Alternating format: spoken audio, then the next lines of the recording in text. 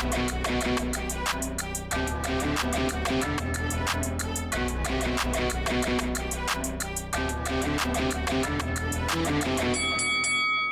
guys, welcome to Boxing Squared for boxing news and views from around the internet. The French heavyweight Tony Yoka, who's undefeated and the former Rio 2016 gold medalist, will now be facing Martin Bakole on January 15 in France. And this is after Carlos Takam has pulled out through injury. So you may remember Bakole's name was originally mentioned for a fight with Yoka, but then Takam was announced to fight Yoka. So it's no surprise that they've fallen back on this option. And to be honest, I think this is a slightly better fight, at least on a par, but for different reasons. Because in France, because Carlos Takam is a French citizen, originally from Cameroon, but obviously has lived in France for a number of years, etc., citizen, that's just a much bigger fight in France, Yoka and Takam. And of the sort of yardsticks that are in the heavyweight division, those sort of gatekeeper level guys, Takam is one of the better ones. He'll give you a good fight. He's still got something in the tank, as witnessed by his recent win about a year ago now over Jerry Forrest. He was beaten by Joe Joyce earlier this year, but still a good guy even at 40 years old to be facing, because we know what he brings. Martin Bakole is a slightly more unknown commodity.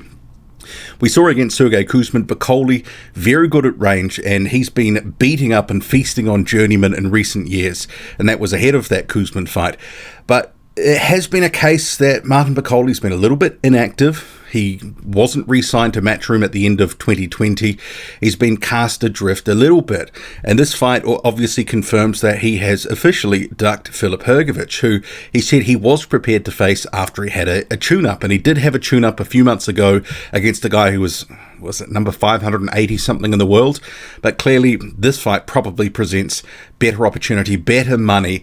And for right now, Bakole might think this is his best chance and path to getting towards a really big fight in the heavyweight division. So at the moment, these guys are at a certain level, but they're sort of on the outside looking in. They're not necessarily fully minted contenders. People don't necessarily consider them top 10 fighters, but these are guys who are certainly, in my view, within the world top 25.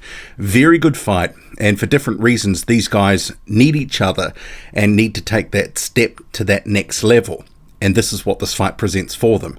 It will solidify their intentions in the heavyweight division and their place within it. Signal to the rest of the division they're ready for all comers. And for Bakole, he will, I think, have questions like some of us. Tony Yoka is obviously a very big, skilled fighter. He's actually the guy that's got the height and the reach here over Martin Bakole, just slightly. But also, there are questions that have persisted from the amateurs about Yoka's chin, and we haven't necessarily seen it fully tested in recent times.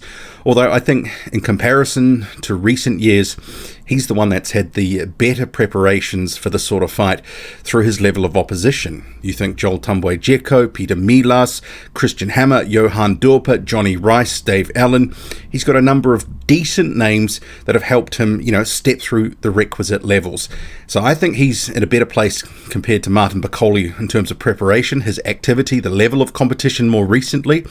But Bakole, he can punch, and he can box well at range, and he has, at a certain level, been absolutely decimating journeymen. And he made, obviously, Sergey Kuzmin, when he was boxing at range, just look like he was out of ideas, and I thought he won that fight. But as soon as Martin Bakole got to the inside, he looked a little bit vulnerable, and he wanted to obviously take rests and just box in spurts.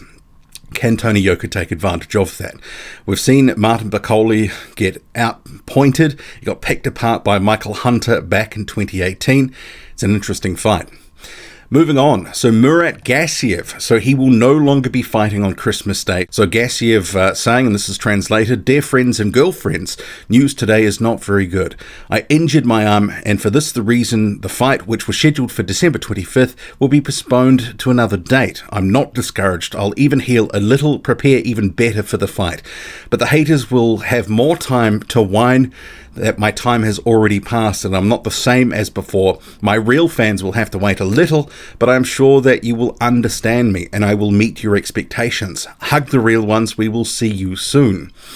And given the past few years, and I guess we would say 3 years since his loss to Alexander Usyk, it's basically been a write-off. So I guess maybe he would consider me a hater, I guess to some extent, because certainly it has been potential and talent that has not been realised in the heavyweight division so far. And Rudenko shapes as the best opponent that would have been on his record at heavyweight at least. But actually, that is to the gain of Vladislav Sirenko. So he was due to be facing Mikhail Wallach. Mikhail Wallach pulled out. Obviously, Rudenko's pulled out of that. Gassiev's pulled out of the fight with Rudenko. So who's Johnny on the spot to face Vladislav Sirenko? Andriy Rudenko. So for me, this is actually a step up from Mikhail Wallach and certainly the toughest test of Vladislav Sirenko's career. And I would say, based on what we've seen in recent times from Sirenko, who's looked a little bit sort of flat and laboured at times, even against some journeyman opposition, this is a 50-50, or some may even go, actually, Rudenko might have enough to actually, put it on Sirenko enough to get a win here. It wouldn't shock me if Rudenko wins this, but we're certainly going to have the acid test that we've been wanting for Vladislav Sirenko. It's that proper step-up fight that he needed, and it's going to be interesting. So that's the 18th of December. And in terms of B1 boxing promotions, it says of this fight, Andriy Rudenko is the new rival of Vladislav Sirenko. On 18 December, Vladislav Sirenko will meet in the ring with an experienced Ukrainian super heavyweight Andriy Rudenko, so it's actually his countryman. It will be recalled that Sirenko was to box against German Mikhail Wallach, and Andriy Rudenko was scheduled to fight Murat Gassiev, but the Ukrainian rivals were injured during training.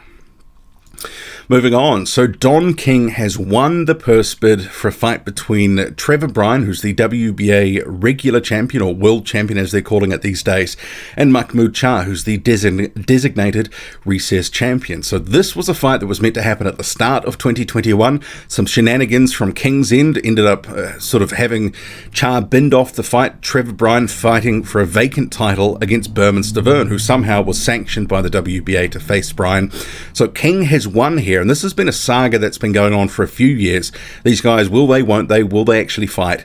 But apparently they will. So as the WBA says here, Don King Promotions won the auction for the World Boxing Association Heavyweight Championship belt between Trevor Browne and Mahmoud. The auction was held this Thursday, December 9 in Miami, Florida, and King's company won the rights after placing a bid of $1,101.80 through its representative Tony Gonzalez.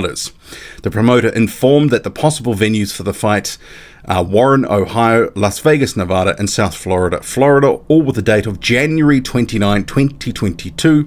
The bout will put the champion and recalled champion face to face in an interesting and very evenly matched bout.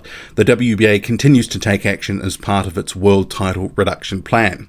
But in terms of this, so Mahmoud and his promoters, his management, the first mistake they made was not winning this, because they've been here and obviously been stiffed before. So King has promotional control of this fight, so expect there to be some shenanigans. I don't know if King is actually going to assist CHAR in the sort of similar way that he did not assist him last time, so don't expect that this is going to be smooth sailing. But other reports have suggested that about a quarter of this purse bid had to be put into escrow, so if there is any funny business, potentially King could be out 250 grand. But this fight allegedly meant to be happening January 29, 2022. We shall see. And I will say now, if I'm covering this fight, and there's been a couple of fights of Trevor Browne since 2017 that I've covered, and both those times, just with still shots, I have been copyrighted by Don King and his organization on YouTube for a still shot. So if that fight occurs, the title of the video will be Some Guy versus Some Guy, and the video itself will not have pictures. It will just be blank. I will just be recounting verbally, but with no pictures, no nothing to reveal what the video is about, just that it's some guy versus some guy. So I'm telling you that now, so don't be surprised when you see that video come up and you're like, what is all that about? BAKHODIR JALOLOV, the Olympic gold medalist from Tokyo 2021, he has his opponent confirmed, and it is going to be a Colombian. So I'll just bring him up, Julio Cesar Calamino. So he's actually a cruiserweight with a record of 4-1. He has fought exclusively at cruiserweight, and quite a light cruiserweight for 4 of those fights, 186 to 190 pounds. So this is sort of more in the sort of realm of the opponents that Jalolov had been facing a couple of years ago when he initially turned pro. He ended up having a record of 8-0. Most of that was sort of done in 2018 and 2019 before he dropped back down to the amateurs. Pretty low-level sort of opponents, and this is sort of more in that vein. So pretty soft touch for BAKHODIR JALOLOV, who says, Salam alaikum, dear compatriots. So my rival was determined. I will be fighting an experienced and professional boxer from Colombia. Pray for me, everything by the will of the Almighty. So BAKHODIR JALOLOV, promoted by Ludabella, he is fighting on this Probellum card, which is in Dubai. So I'll be watching. We'll have to see what happens there, but you can sort of take it to the bank. He's going to wreck through this opponent. CAMILLE SOKOlowski has been crediting his camp for assisting him with beating George Fox this past weekend. So this picture's not loading for whatever reason, but thank you for 3 weeks boxing camp. Thanks for your advice and helping prepare to fight with George Fox. I'm ready for the next fight in Ukraine. Thank you for having me, and once again, good luck for your fight, Joe Boxer Parker, David Nika, Cash Ali, Jordan Boxing, 17th and 18th December. Thank you, Body Puncher, for looking after me all camp, and can't pronounce that name for my diet. So you can see here you do have the likes of Joseph Parker, Cash Ali on the right, David Nika on the left, with CAMILLE SOKOlowski pictured second from the right. And this next opponent that he referred to in Ukraine, this is going to be against Igor Shegvadzutskiy, so another Ukrainian heavyweight prospect. There's sort of, I guess, 3 tiers of different sort of prospects rolling around. The blue chip prospects, you know, the ones that you're thinking of. Then there's sort of the second tier level prospects, which you might sort of consider a Vlad Sirenko. While Shegvadzutskiy sort of falls into that next level where he's got some talent, you know, a little bit of backing, but remains to be seen what he can really do. This is certainly a step up for Igor Shegvadzutskiy. Although, you know, I think he is probably going to be a bit more competitive than George Fox was, who put up a really lackadaisical and lackluster effort. So you can see here, this is the promo for the Shegvadzutskiy-Sokolowski fight. So 18th December, it's in the Ukraine. Not sure what the actual main event for this card is, but I'll do a bit more investigating.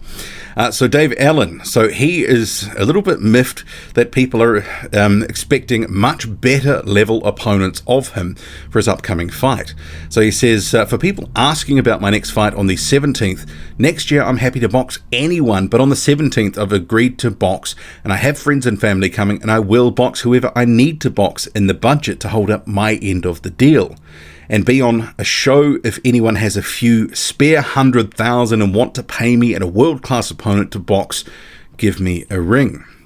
So I guess it's that expectation of where Dave Allen has fought and where he's fighting now. But in terms of Dave Allen's opponent, yeah, not much chop for the 17th, but he's on a comeback. And I think at this point, he might be boxing guys that if he's not fully dialed in terms of the boxing world and sort of being dedicated to have a big fight, I think a lot of people would not like to see him in against a big name who might actually put it on him again. And he is seemingly a little bit punch drunk these days. Frazer Clarke says that he is welcoming all challenges and challengers with open arms. He says, if the journey you're on doesn't excite you, then maybe it's the wrong one. I look forward to and will embrace the hardships ahead. I will not be denied. I will find a way. Big phrase. And he's been quoted as saying in recent days he's wanted to become a champion and undisputed if he can. So recently he signed with Sky Sports and Boxer.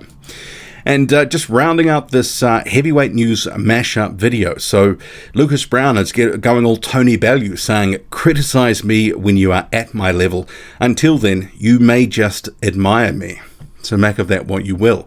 Drop a comment loud and often. Hit like, hit subscribe. Follow me on Twitter, boxing_squared. I'm out.